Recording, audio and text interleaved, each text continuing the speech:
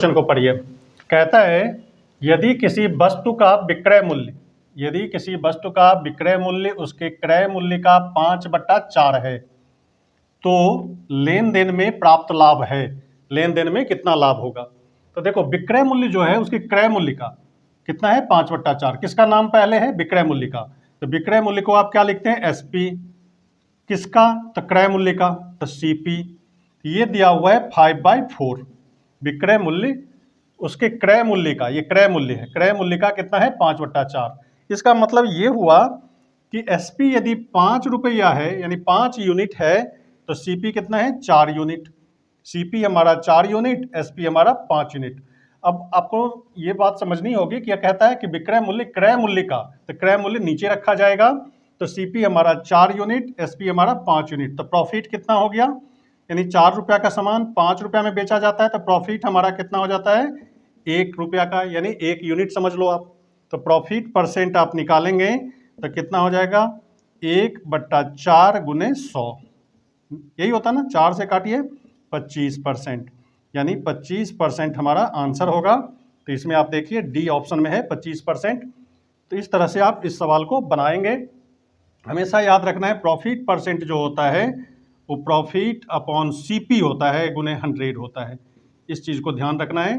तो प्रॉफिट हमारा यदि 1 यूनिट है तो और सीपी 4 है तो 1/4 × 100, 25% आपका आंसर हो जाएगा। तो इस तरह के छोटे छोटे क्वेश्चन, सारे क्वेश्चन पूछे गए हैं रेलवे में, ग्रुप डी में, ड्राइवर वाले में, एएलपी वाले एग्जाम में, एमटीएस में, सीएचएसएल में, इस सब में ये क्वेश्चन पूछे गए हैं। तो इस क्वेश्चन सबको बनाइए और प्रैक्टिस कीजिए।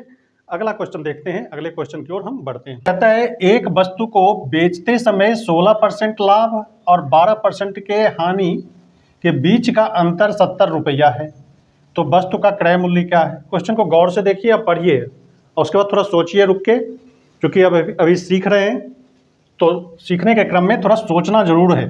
कहता है एक वस्तु को बेचते समय 16% लाभ और 12% हानि के बीच का अंतर 70 रुपया है। यानी कहने का मतलब यदि कोई सामान 100 रुपये का है, 16% लाभ पे बेचेगा तो कितने में बेचेगा? जरा सोचिए, 100 का सामान 16% लाभ पे बेचेगा तो 116 रुपया में बेचेगा। कितना में बेचेगा? 116 में, क्योंकि 16 रुपया प्रॉफिट हो रहा है, 16% का प्रॉफिट है।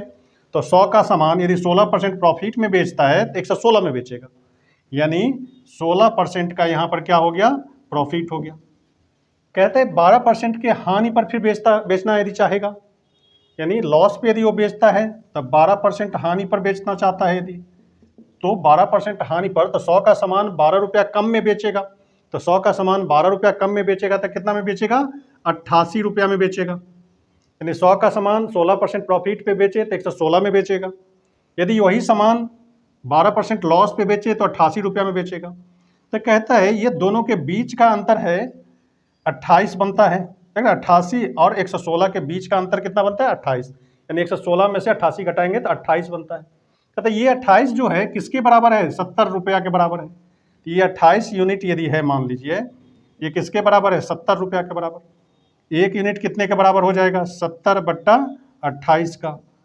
और हमें कहता है कि सीपी क्या है, क्रय मूल्य क्या है? तो क्रय मूल्य क्या था? 100 पे निकालना था, तो 100 से गुना कर दीजिए आप, तो सीपी निकलेगा। तो सीपी निकालने के लिए आप क्या करेंगे? 100 से गुना करेंगे।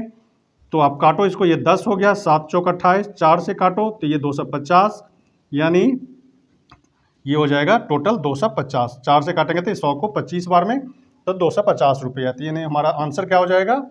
250 रुपया, यानी 100।